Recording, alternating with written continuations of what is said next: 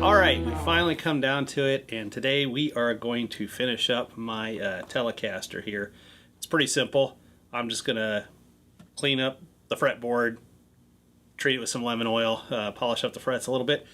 Going to restring the guitar, then set up the B-bender, and then set up the guitar. I've got to reset the intonation, all your typical stuff, set the pickup height, and then that's it. From that point on, it's completed, finally. And then I got to figure out how to play a B-bender. I will definitely do, as a separate video, a sound demonstration. I might just plug it in briefly just to hear it ring out, because I haven't played it in over a year. I'll at least give a little bit of a demo. I'll be a complete hack at doing B-bender licks, because I don't know how to do them. So I'm complete B-bender noob here at the guitar, so it will be very interesting.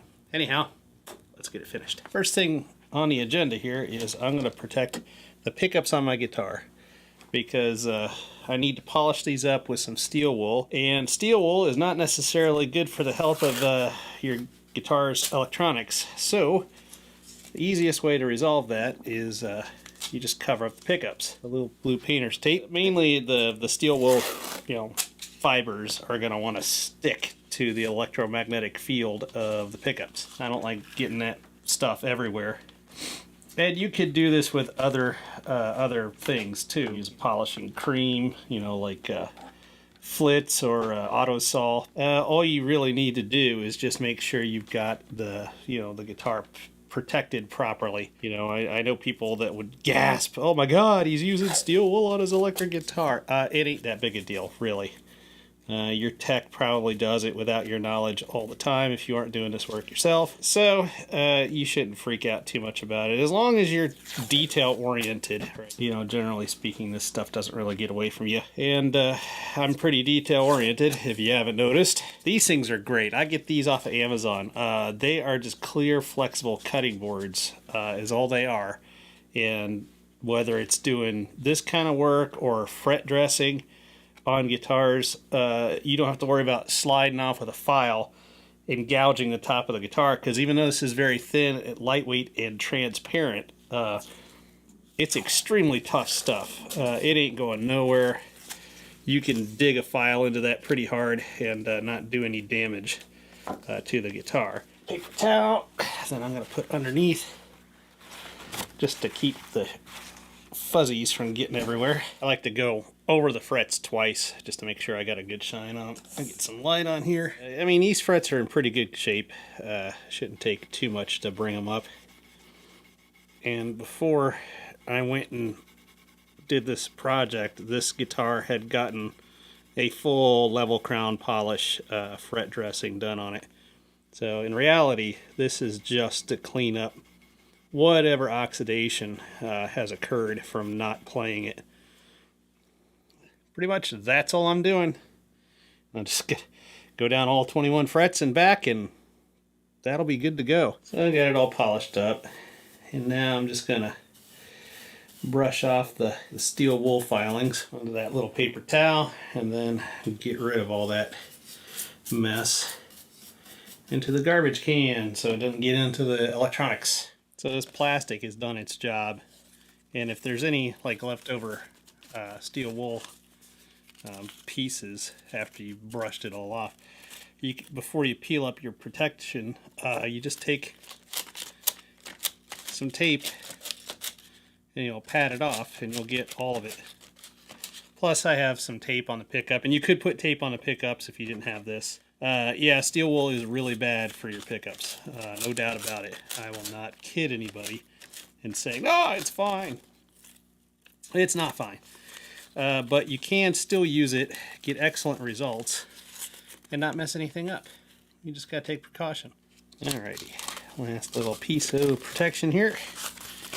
I still get this piece of plastic over the pickup, but no, we're good to go. So, time to get lemon oil on that fretboard. A word of caution about lemon oil, especially on an ebony fretboard. Make sure you're using actual lemon oil, not just the stuff that they've got for furniture, because it may have a lot of water in it and not so much oil. If it doesn't say on the label, just go find some somewhere else, or you can order it from companies like Stewart McDonald or Luthier Supply Company. Because the idea is you want with open pore fingerboards like rosewood, pal ferro. I think there's different types of rosewood, that are substitutes for Indian rosewood. This neck is old enough that this is definitely Indian rosewood.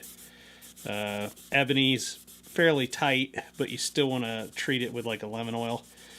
If there's too much water in the lemon oil, you could cause the wood to actually, instead of be conditioned, you can create a problem where you cause the wood fibers to expand outward and swell because of the presence of water.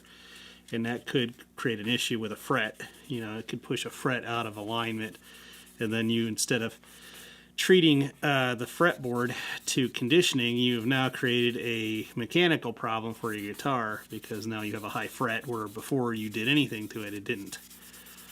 So make sure you're using actual lemon oil or whatever brand of fingerboard conditioner that is designed for use on guitars and not the furniture stuff.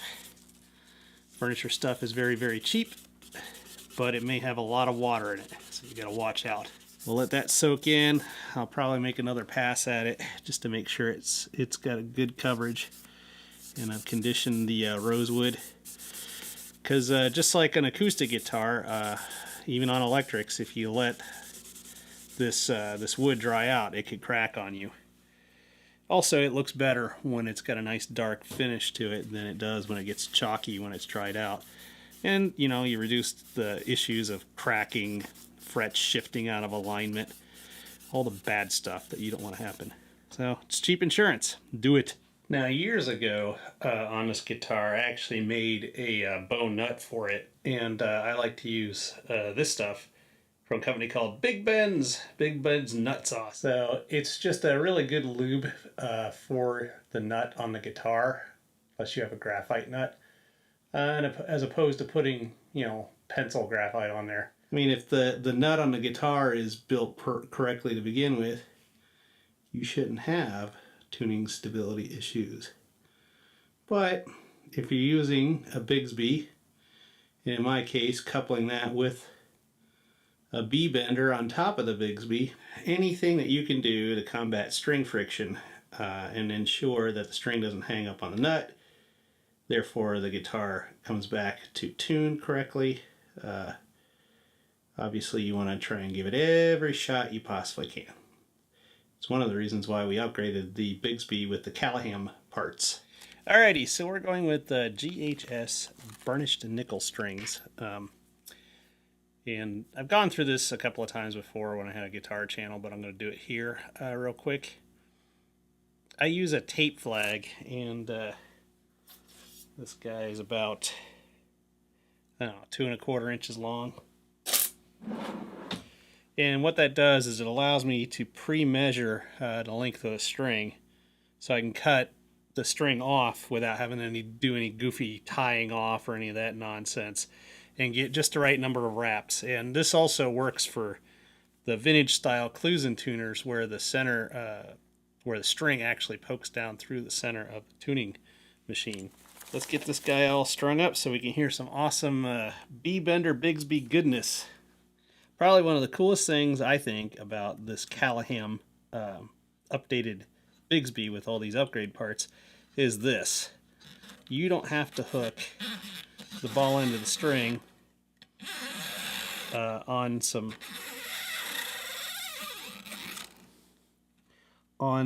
roller pins anymore. All you have to do is just string it through, and then string it through the string bar, and then put it under the roller bar, and then on through. And it holds itself in place because there's actually drilled in countersunk holes on the string bar instead of just roll pins. It makes life so much easier. Very cool, very cool. We've got these grooves to locate the strings in place, and it keeps them from moving side to side, which is really convenient if you're using a vintage style ashtray bridge on your Telecaster with a Bigsby. Now at this point, I'm just doing a standard, restring of a guitar I just take my tape flag, measure it to the string post, hold on to it with my finger, pre-cut, then grab my string winder, then I put just the tail end of the string, maybe about just over 1/8 of an inch, not quite a quarter, into the center hole on the Clusen style tuner, and then just wind it up. So, real briefly here, it's probably like showing people how to chew bubblegum and walk at the same time. Anyhow, so real quickly, my tape flag, I measure it off the tail end of the tuning post I'm working on there. Pre-cut the string. I just kind of hold it next to the tuning post till it touches the bushing, and that kind of lets me know approximately how far it's got to go in the center hole of these vintage Clusen style tuners.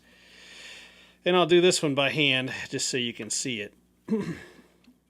Life would be faster with a string winder, but normally if this was a string through tuner post, I would do one wrap above the tail and then the subsequent wraps below the tail. But in this case, because they're Clusen, Fender Clusen style with the center hole there, you don't need to do that, and the hourglass will lock them in place. Obviously locking tuners are much faster to string up, but I hate when strings get tied. It doesn't really provide additional tuning stability, and it makes life so much more difficult when you take the strings off the guitar, because you run the risk of scratching the crap out of the peg face. So it's nice and neat, same number of windings, and you'll get that all the way down. It looks nice and professional, and even if you don't have these vintage style tuners, it still looks good because they're all trimmed to the same length. Now this length here may be different for different people depending upon the tuning post style. Like I said, for me it's about 2 1/4 inches, somewhere around there. And, I've had this thing for years. It's just a scrap of string with a piece of tape on it, a little tape flag, and I keep it in my toolkit for when I restring. Easy peasy. All right, it's all strung up, and now I gotta do setup. Now, I think what I'm gonna do is I'm just gonna kind of do a rough setup real quick and then explain what I did, and then go and do a full setup video on a guitar at a later point, because it's going to take me a while to figure out exactly how the mechanics of this is supposed to work. It does come with instructions, but you kind of have to be a bit of an engineer to figure it out. I'm going to get out my tools, a radius gauge, various other things here, and go about setting up the guitar, getting it tuned, and once I figure out exactly how that dude works, we'll jump to the next bit. Wrestling with this for a good hour and a half, I finally got the guitar set up, the neck relief, the action where I wanted it. Remember, I got new saddles on this bridge, so things shifted a little bit. It also took me quite a while to figure out the B blender with the Bigsby. And then I just had to keep playing it until the strings settled into the point where it wanted to stay in tune. Now, it's still a little iffy on the tuning, but it's pretty close now. I think the more I play it, the more it'll stabilize out. So the B bender's still kind of going in and out of tune, and I only really know one little lick.